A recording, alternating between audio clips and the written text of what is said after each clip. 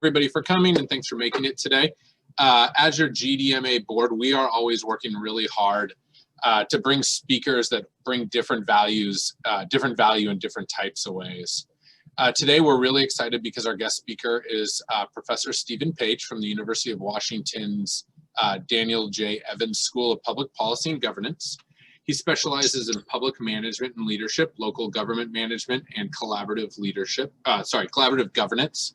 He's also the director of the Executive MPA program, which I attended, and I know Fred Wade is in there, and there's maybe a couple of other folks in there. So this might be familiar for some of us. Today, he's going to walk us through a valuable thought process that can help us work on any challenge, big or small. He'll introduce a few key visual diagrams that we're going to call maps. Now, in state government, we're used to mapping exercises as being tied to the lean process mapping.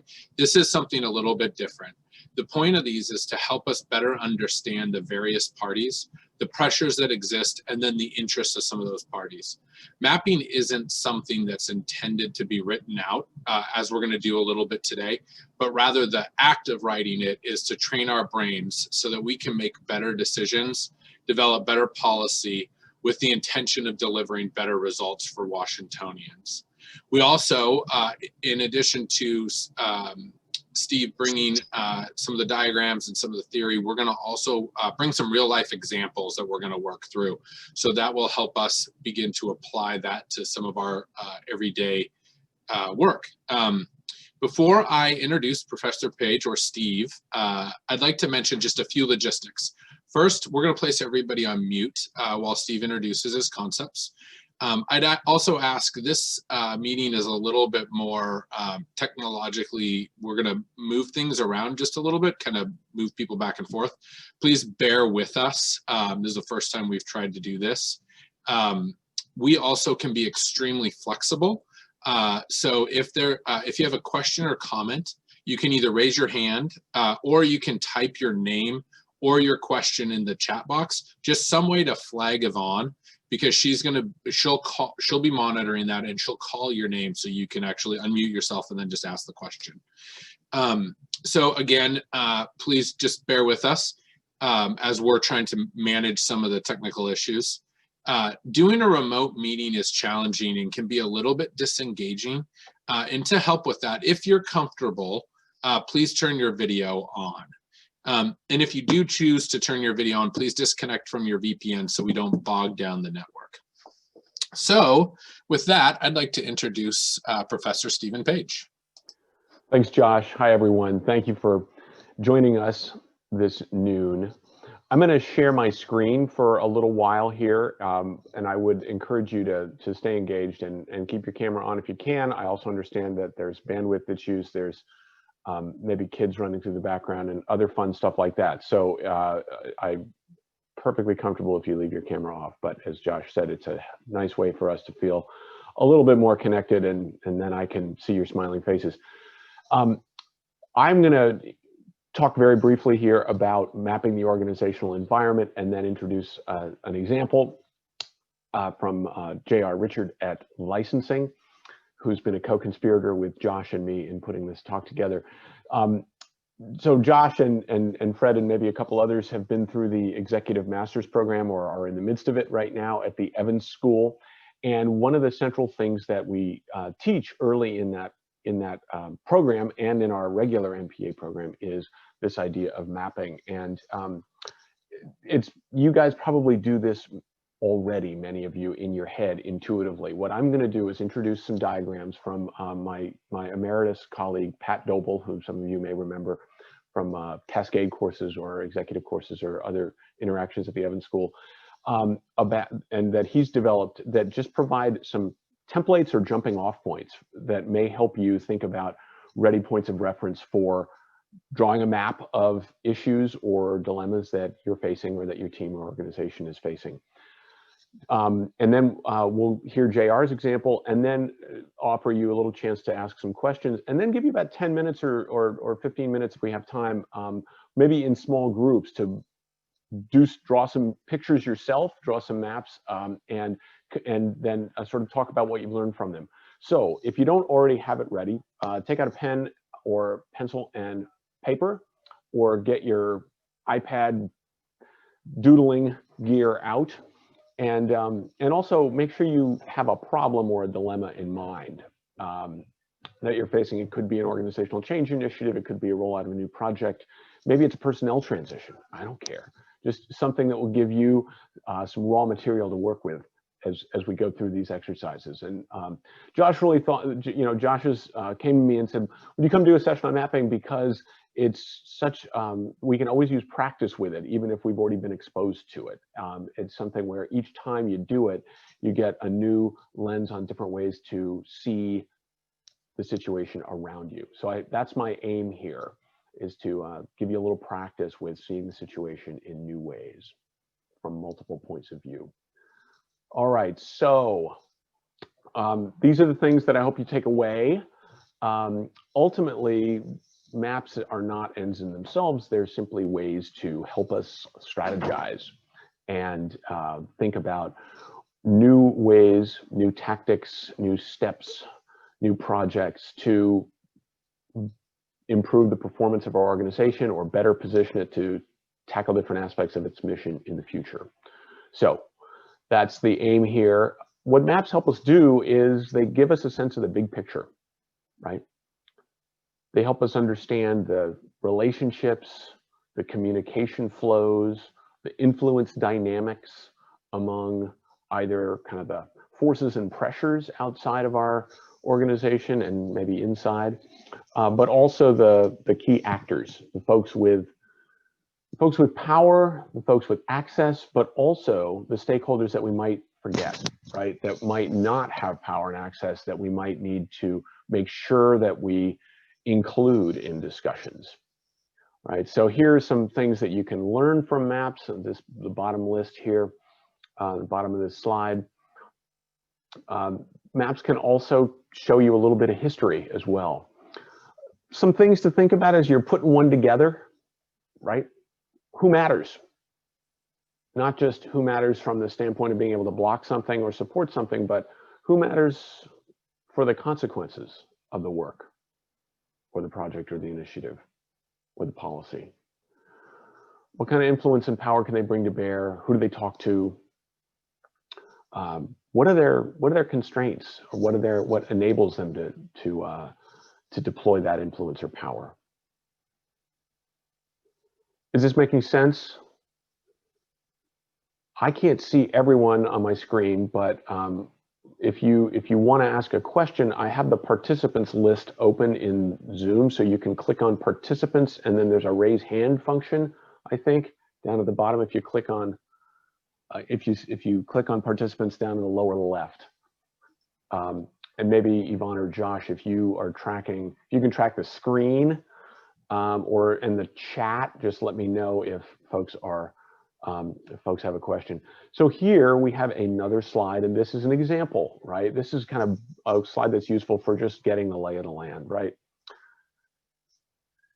This is stuff that you all know already, right? It's not, this is probably ingrained in you, but this could be a useful diagram to draw when you first get into a new job or something like that, right? And the categories on this map aren't set in stone by any means, just examples, okay? Starting point.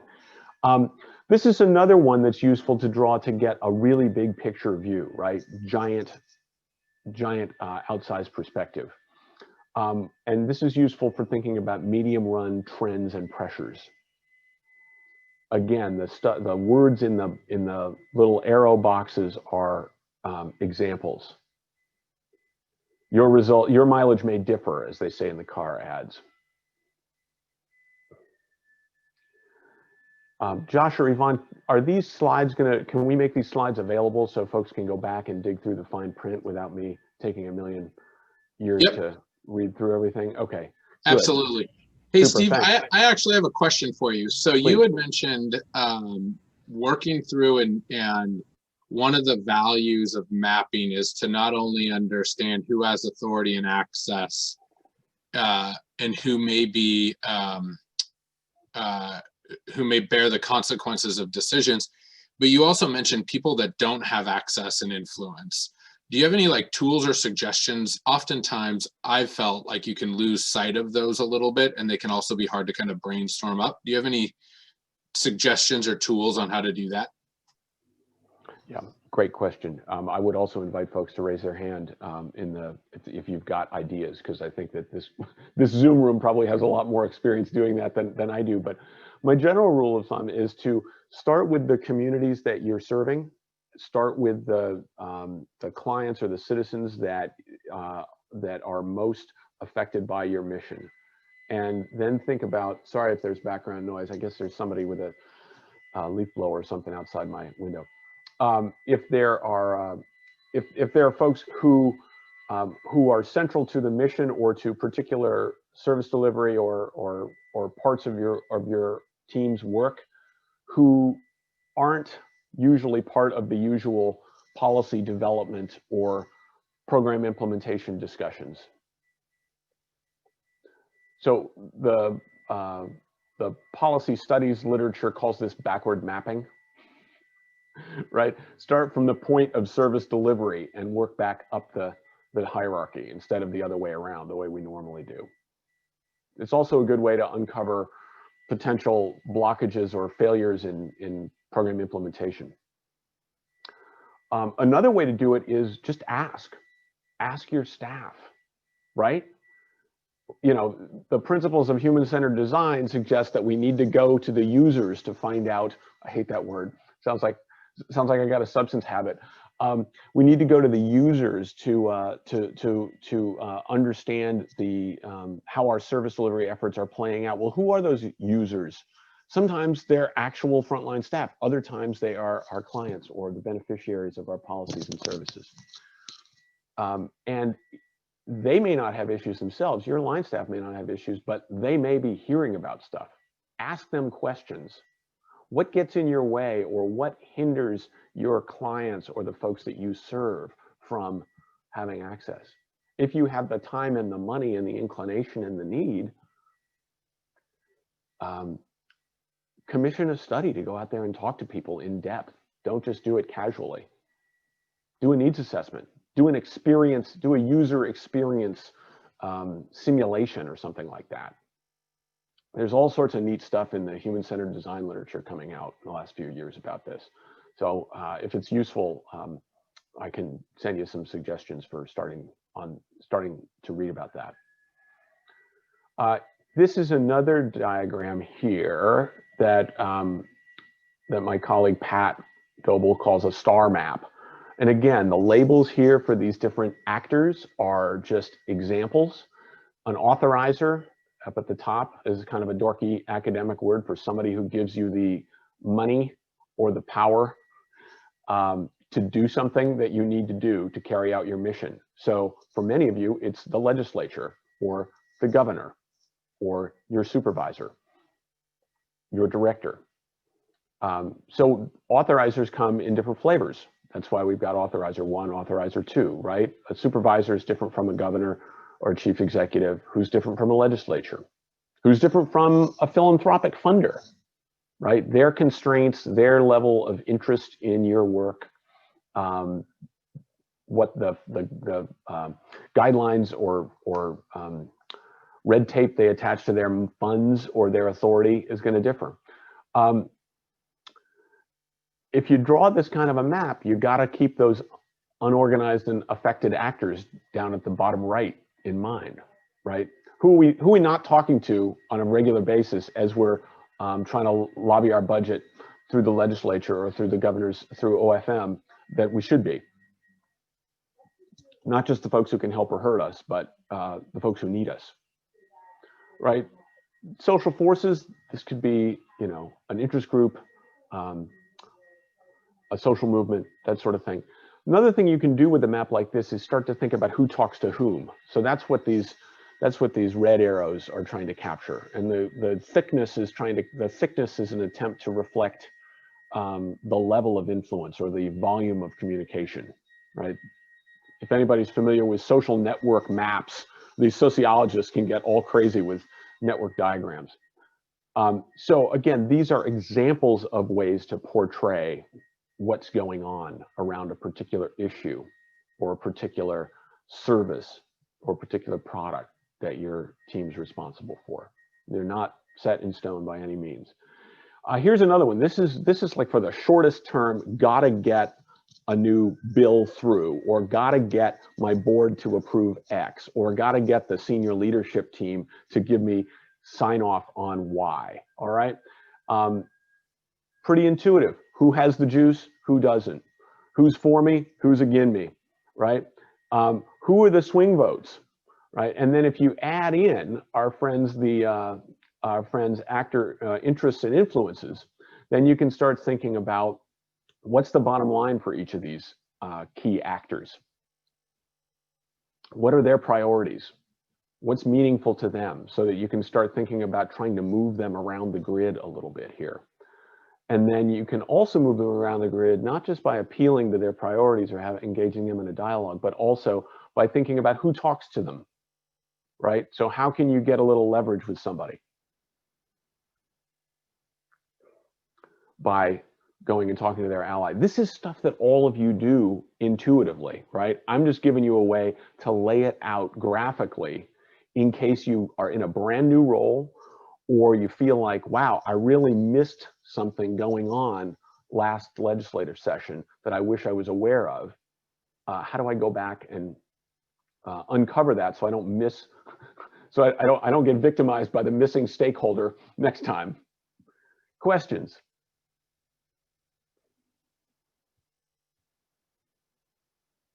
All right, cool. So before we get an example from JR, let me invite you to begin to think about this stuff for your own issue or a current dilemma that you or your team are facing. This can be small, it can be big. These maps can scale, right? You can use them to think about, how do I get my team of 5, my most immediate team of 5 people to take this new directive from my supervisor seriously, when it's the last thing that they have time to deal with, given all the pressures of remote work and reconfiguring service delivery in era of COVID. Something like that. Or it could be giant. It's like, how do we get the legislature to buy into this giant new addition to our budget? Or how do I incorporate this new team that I just had transferred over to me, to my division? Start thinking and making notes, and then watch as the magic unfolds with JR's example. All right. Let's see if I can cut and paste this stuff into the chat. Would that be helpful? Probably so. JR has a thumbs up, and I think she's ready to go. So I'm going to unshare my screen. I'll try to copy and paste these questions into the chat so you all can think about them from the comfort of your office or your living room. And I'll turn things over to JR. Thanks. Thank you. And I believe that you all should be able to hear me.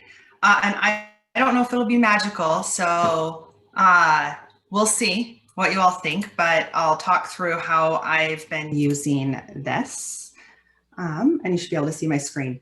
So I'll start just by introducing my business so that you understand the problem statement, and then I'll walk through how I thought through it. So what we're really looking at is how we did business. We know is going to look very different post-COVID than it did pre-COVID. And I'm at Department of Licensing. I'm in the Business and Professions Division. And so I oversee teams who administer licensing functions for 13 professional and business licensing programs. And this includes the entire life cycle, from licensing, audit, investigation to sanctioning functions. You know, we look at pre-COVID licensing and sanction function work in the office. It was Monday through Friday, 8 to 5 for the most part. You know, off audit investigation, they had some hybrid where they were in the office and out of the office. And my work teams really focused on a specific function for a specific license type. Things that have changed going post-COVID. We know that we're having distributed work, working from home, that there's safety considerations about how we actually go out into the field and maybe conduct investigations or audits. We know that that's likely not to change anytime soon. Personal and family needs are different. When you're working from home, there's the school piece, there's isolation, there's all these other factors that didn't exist when you were in the office. And for us, we also implemented a brand new centralized online system, which really gave the opportunity for our teams to work on a function for multiple professions instead of a function for a specific profession. So post-COVID also allowed, although that was already in the works, for us to do some other things. So I'm going to scroll down here. So as I started building this out, and I started with the star map. I was looking at a couple of things. I started here in the center with what are our priorities that we've set for the division. Care and support of our staff, right? Number one, so it's bolder. Timely licensing and responsiveness to our customers. Like, people have to work and we have the power to impact whether or not they can work with licensing. And then of course, compliance work, which is always going to be a piece. I thought about, and it's up here at the top, that we're looking at this distributed service delivery, which is a very different way of delivering service than how we did this previously, whether it's compliance functions or whether it's licensing functions. I really wanted to think about this problem from both a staff and a customer perspective. And I was looking at not only what's happening now, but like 9 to 29 months down the road. And so from there, I started building out where I thought some of my external forces were. So, individual licensees and businesses, they fall right into some of this core priority that we have. Other businesses that are impacted by the work that we do indirectly because their business models are built on what we're doing. And so they have a reliance on that. Of course, legislative session because budget, industry driven changes. The general public who rely on us for our consumer support, licensing, complaints, and even really understanding some of the proclamation guidelines that are coming out for the industries that we license. And then there's this whole other thing that's happening while we're thinking about how do we navigate differently or set up our teams for success in a distributed or remote work environment, from the media to social unrest to business closures to spouses losing jobs to, local politics or to all of those pieces. And from there, I started thinking about what's important to each of our external groups. What do they care about? How do they interact? What this did for me, and I've done some additional work and I'll just show a couple of key takeaways, but what this really did for me is that if everything's a priority, nothing can be, and there's so much that's going on that we have to think about and consider. And so when I'm looking at a problem statement of how do we create successful work and meet these objectives in this completely different work environment, sometimes it's where do I start? What's important and where do I start? And drawing this out really let me make some of those connections and thinking about what's important both to an external group or how they might influence is helping me create action plans and work with my teams to create plans on whether or not it's how we communicate or how we bring in. So for example, we might have professional partners who rely on information that we provide, and if we're providing it differently, then it impacts their business or their business model.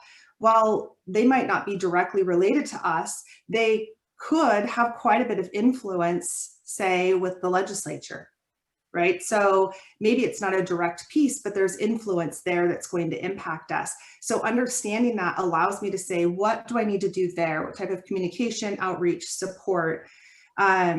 Understanding that, and I'll just scroll down a little tiny bit more because this was a big takeaway. That our team, our staff really are stakeholders. And so when I go up and I'm like, I want timely, I don't know why my computer does that, a timely licensure. If I don't see my team as being a key stakeholder, then I'm not going to achieve that objective. Clarity in our role and the value we bring is really key. And that was helpful to understand what value are we playing in each one of our function lines and what's our role. And what I learned in this is that there's a lot of things that we're doing that provide value that are outside of what we see as our role. So it's allowed me to unpack that with the team. And then really understanding relationships, what matters to our stakeholders, what matters to our team, where their influence is, helps me make better recommendations or decisions or get the support that we need to be able to take care of some of the other pieces above. So this isn't a one and done. I'm going to start bringing this more to my teams to work through. I found it really helpful to see things laid out and be able to add more to it and give me a clearer path of, I really need to spend time here and here's why, and to be able to make that clear connection to the value back.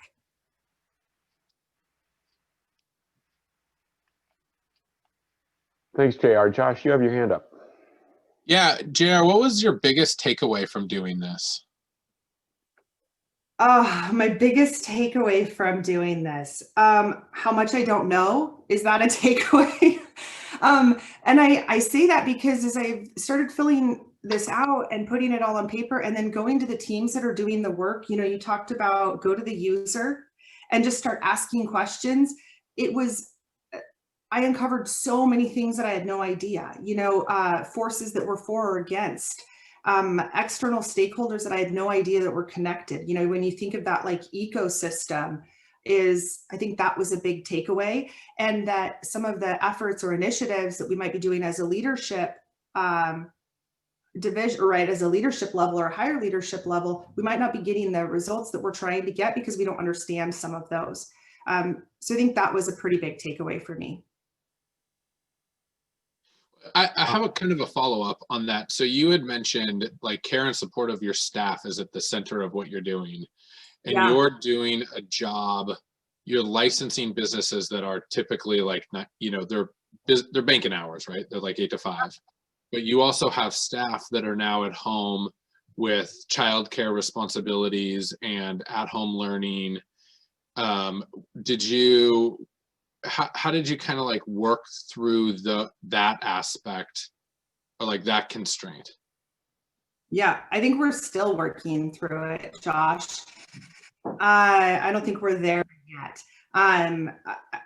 If putting care and support of our staff is one of our top priorities means that we do have to think about and look at our work differently.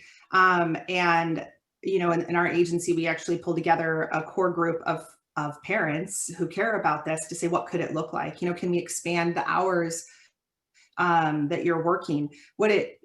Here's what's really interesting is, you get that like it's people or data, right? Like, oh, you just care about data, you don't care about people, or you care about people and you don't care about data. What really stood out for me in this is in order for me to care and support my staff, I really have to understand our data, right? Because if I say, gosh, we'd like to expand our hours so that people have more flexibility, but like you said, it's banking hours, then I need to understand our data as far as how many customers contact us, when do they contact us? I have to have a really clear picture on that so I can meet minimum service levels or identify other solutions to take care of and support our people. So we're still doing that work. That's so cool, Yvonne, because JR, because I'm just reading names off of like random people's, pictures. Sorry. That's so cool because I'm hearing a couple of things that are useful about this exercise then that I think are generalizable. And then I know Brent's got a question in the chat. One is just that you did uncover some stuff that you didn't know, right? And one of those funky phrases from this kind of process is that, the known unknowns, right? You wanna be able to uncover the known unknowns. Of course, there's still going to be unknown unknowns, but at least recognizing that there are ways to surface the known unknowns is one thing. Second thing is just all the interconnections that you hadn't necessarily, that weren't necessarily top of mind, that came to light in this process. Brent's curious, and Brent, if you want to turn your mic on, you're welcome to, and actually join the party here. And if I don't hear you say something, then yeah. Good afternoon. This is Brent. Hi, Brent. So feel free to ask your question, Brent. Sure. So, what feedback did you get from your team on developing this mapping process, or as they went through the mapping process, and particularly how it might be used by your team going forward? I'm just kind of curious what your team thought about all this and their engagement in it so far. Yeah, so I haven't shared this with all of my teams. I think that there's both. It's always an interesting aha to sit in this space and make some of these connections and to see all of it. It's also overwhelming because we've got a lot going on right now. And I will just tell you that when I first started doing this myself, and I can only imagine others would feel the same way, is that I'm like, oh my gosh, I am not qualified to solve for this. Like, holy cow, this is a lot. It also is validating for some teams because they feel all of this. And so to be able to walk through the exercise and put it and see it, they're like, okay, yeah, like I'm totally feeling this way and I can see why. It's helped, and I'll be honest, some of the work that I've done, I didn't actually show them this. I would talk through and ask questions to uncover as I'm building this out. Because I was playing around with it, we uncovered things that we hadn't thought of, or that they hadn't thought of. Like, for example, you know, when you're working with a constraint of budget and you have to license timely, I can't hire more people, I have to license timely. We're in this crazy environment. And you start doing, and as we started doing this exercise, we were able to really unpack all the places that we were spending time and why it was valuable and what it was tied to and what the influence was. And the outcome was, in one of my areas, we uncovered that we were doing we're spending a lot of time, a lot of staff time to provide a service to a partner agency, but we aren't compensated for it, and we aren't statutorily required to do this work. And so, but what's happening is then doing that work is now taking away from our ability to timely license customers, which stresses out our staff. And so uncovering that means I was like, oh, well, I'm not saying stop, right? We have a partner agency, we care about them, but gosh, we really need to understand this better. So I don't know if that answers. It's a mixed response. You know, sometimes it's overwhelming. Sometimes it's really exciting, but it's learning no matter what. One of the things I would suggest is that, as JR is doing here, share these diagrams in bits and pieces with people that you think are going to benefit from or be helpful with bits and pieces of it. Because if you've got like a power map of OFM in the legislature and a bunch of high-level decision makers on a budget issue, your line staff may not care about that, but they do care about the revenue streams that could come out of that. So if you can then show them, look, here's this black box up at the top with a whole bunch of power players in it. I'm not going to bore you with the details in there, but here are the different revenue streams coming out of it. That's something they might care about. And here's the % likelihood that each one of these is going to actually get, you know, put in next year's budget. Josh, you got your hand up. Thanks for being patient.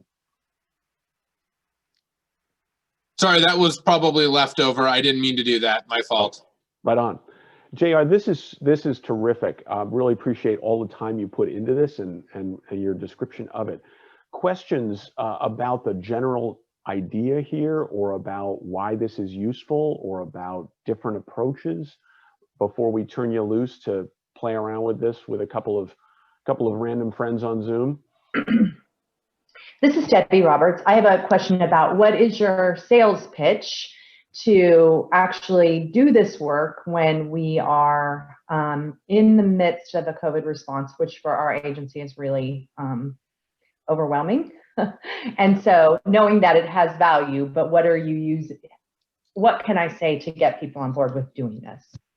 Well, I would be judicious in terms and cautious in terms of how often you do this and how formally you do it and how elaborate you do it. Do it on the back of a napkin with a cup of coffee while you're, like, you know, as you're getting your head into your work, or do it at the end of a day in your head while you're on the treadmill, or, you know, walking the dog. I don't care. As Josh always says, look, it's not the actual maps, it's the mindset. When we were getting this talk together. So then if you start to think, oh wow, it's actually really worth fleshing this one issue out, then do that a little bit on your own if you have time, because in some ways what I'm hearing from JR, and JR has her hand up, so I'll let her weigh in, but sometimes you can't afford not to do this. But it may just be you, and then you decide, oh, let me just go share some of this, share some of the implications, not actually the diagram. Again, the diagram is just a means to an end. You know, and JR's highlighted some of those ends already, uncovering these issues and connections we didn't think we'd see, you know, uncovering interactions, setting priorities, determining where to start, right? I'm just, sorry, JR, I'm taking your words in vain. Let me let you speak. No, you're spot on. It doesn't have to be perfect or well thought out. And I'll be really honest, if I went to any of my leaders right now, honestly, and said, I need you to go do this work, I would just hope that none of them know where I live, because I would be worried for personal health and safety, because we are at max, we are overwhelmed. Here's how I've used this. And some of my leaders may even be on this call and they'll be like, she didn't tell us she was doing that. I do this when I'm talking to them. So I have this in mind and it helps drive questions, and I'm literally doodling on my desk or adding sticky notes. And then I'll be like, whoa, you mentioned this piece. How do you do that work? What does that look like? What's that influence and value that's being brought? So I actually do a lot of this and they don't even know I'm doing it. It's just part of our conversation. And it helps me support them differently. Thank you. That's great. But we could surface general questions about applications and such later. Any questions about technique or like how to focus a topic or anything before we give you a chance to do this on your own?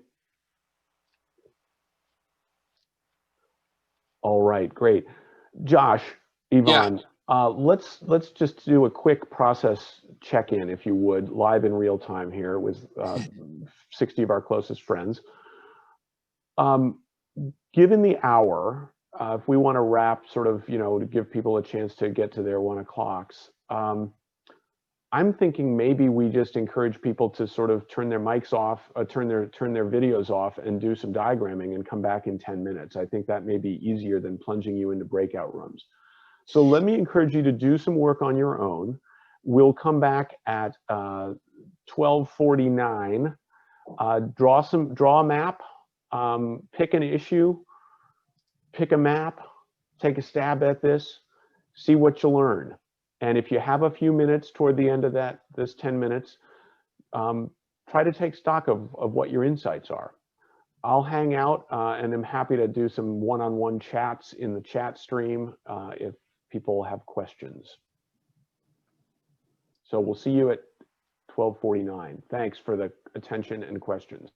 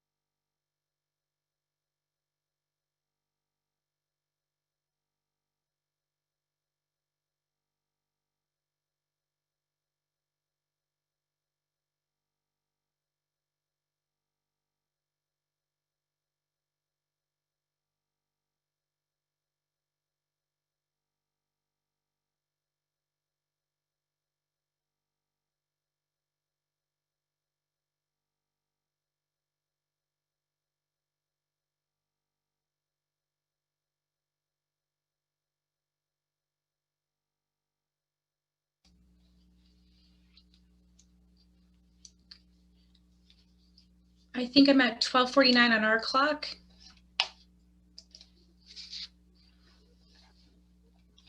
Me too. Thanks, Yvonne. Thanks for bringing us back. Yeah, mine too. Hey, friends, I'm guessing some of you were still writing, but if you would be kind enough to, those of you that have the bandwidth and the inclination, turn your cameras back on so I know at least, you know, how many folks may still be drawing or otherwise occupied, and how many of you are back with us. Thank you. That's great. Good to see the brains at work. So let me invite questions, and if anyone has a burning insight or example they would like to share, you can hold your doodles up to your camera, raise your hand in participants, or just turn your mic on and have at it with questions or an example.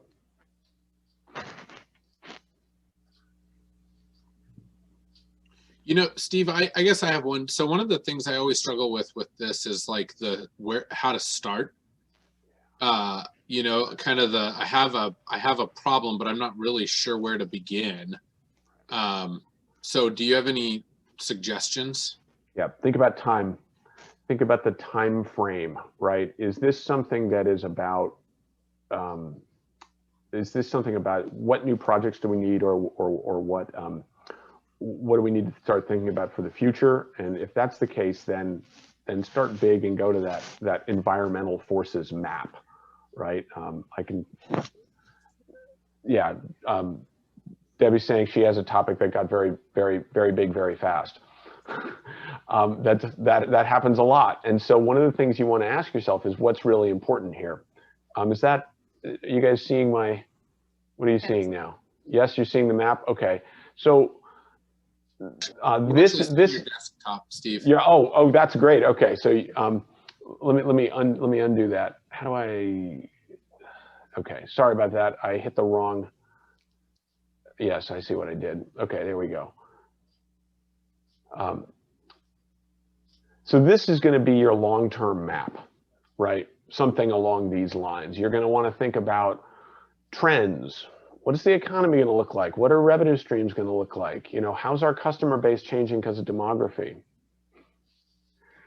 You know, what's happening with technology that's going to change how our staff can do the work? What virus is hatching over in a night market in the Far East? No, that's a joke. Right, this is going to be something that's a little bit more middle range, the star map, right? And then if you just got to get if you got to get a decision made in a leadership team or a group context, then you're going to use something that's more like this. So one thing to do is to start thinking about the time frame, and then the next thing to do is to think, what are the big categories of variables here? Is it power? In which case, you know, that grid with the high-low stuff, or maybe a star map is useful, or something along those lines, right? Again, these are generative templates, not set in stone blueprints. So think about power, or is this more something we got to puzzle through? Is it more of an analytic? Is our diagnosis need to be more analytic to understand connections or data flows or interaction effects, right? JR uncovered a bunch of that stuff. Is it more emotional and relational, right? So what category, and these are just buckets off the top of my head, you know, what category does this problem implicate, right? Because it may implicate multiple ones, right? If you're trying to chart, you know, well, how's our user data fluctuating up and down, or why do our performance metrics look like this in one branch office and like that in another branch office? Well, then you got to maybe look at data, but you also got to look at staff morale. You got to look at management capabilities. You got to look at a whole bunch of factors. So I would think about, what's the category here? Yvonne's got her hand up. I do. I actually just want to put an insight in at this point. And I was lucky enough to sit through the prep for this meeting and then practice on a couple of small problems happening within DES. And I think the biggest takeaway for me is, when you get to that place of going to the work to really look at the user stories, is to not try to problem solve in those moments, to really hear the story. So, and I think, of course, I think that's probably everyone can relate to that, especially when we're looking at the big picture, and immediately we go, oh, I can fix that in 5 minutes. So let me just stop here and do that. But to just stick with the stories to find the trend was my real big takeaway, to really just pull myself back out of it and not be the problem solver that I am. Stick with the stories to find the trend. That's great. Derek's got a related question in the chat. Derek, you want to offer it up? All right, given time, I'll just relay it. Do managers generally use mapping as a daily problem solver or more for communicating ideas or a process?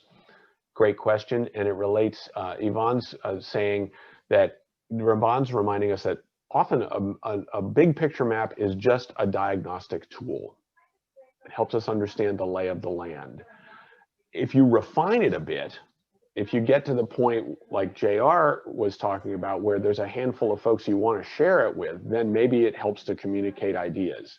Or if you're doing, lean or value stream mapping, then maybe you're going to capture a process.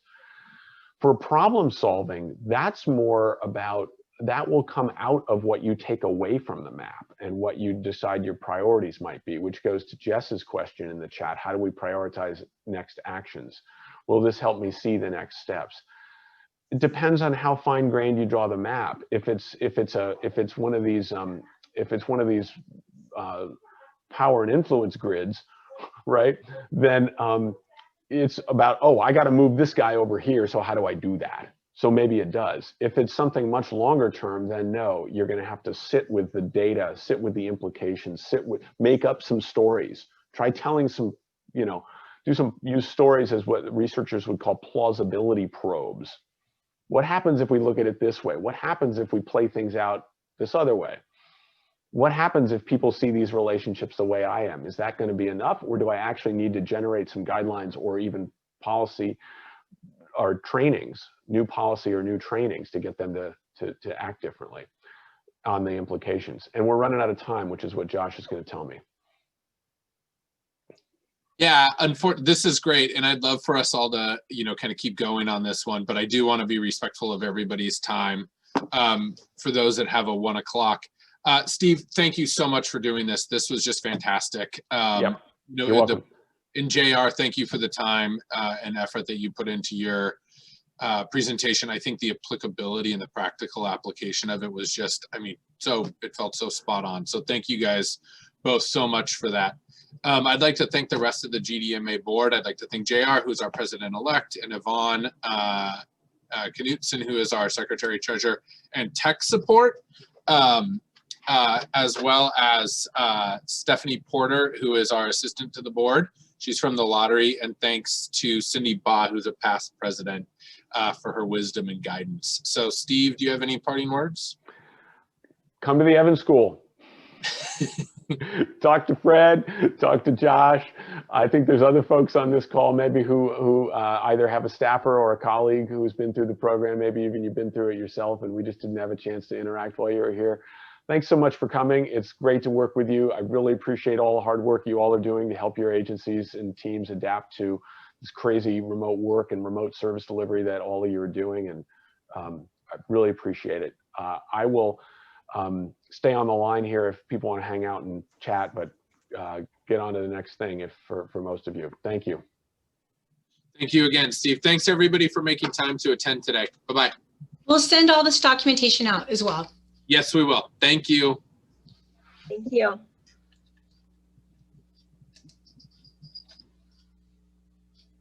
right.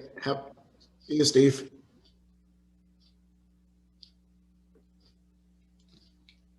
Thanks for coming, Fred. Good to see you.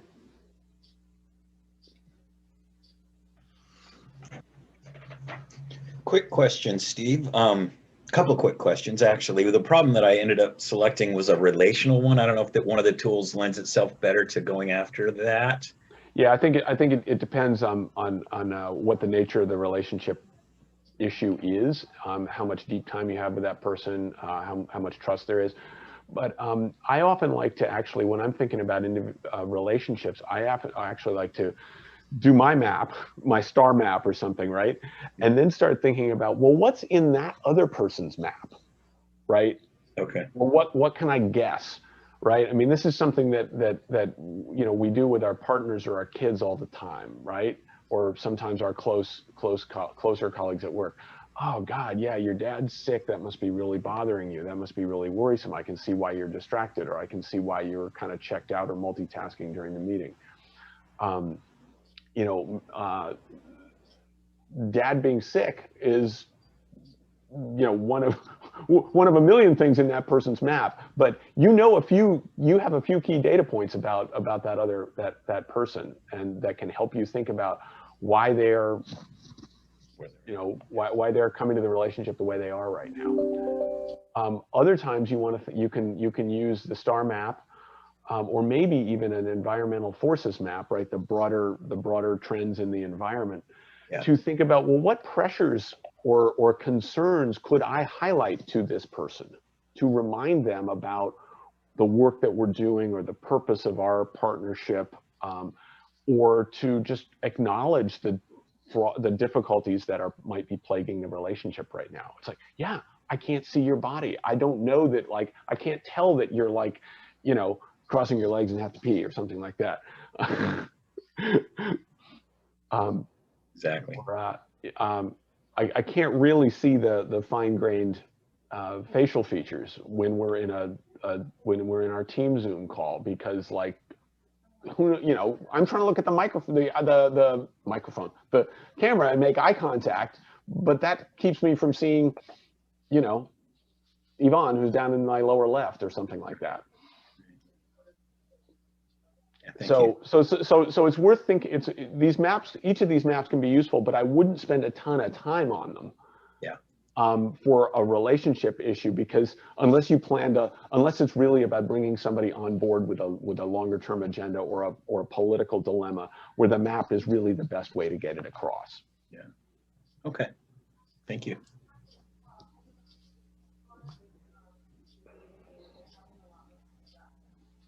Anybody else? So I'm afraid when I check out, I check everyone out. Yeah, you should go ahead. You go ahead and check out. But then I'm going to check everybody out. So okay. Steve, thank you so much. Amazing. Thanks, Steve. Amazing. We had great participation. So this is really good. So much fun. Thanks for the opportunity. And I will give you a copy of the recording as well, sir. So we'll get everything. Yeah, I'll frame it, send it to my mom. I love it. Thanks for the opportunity, Josh. Thanks for doing the tech work, Yvonne.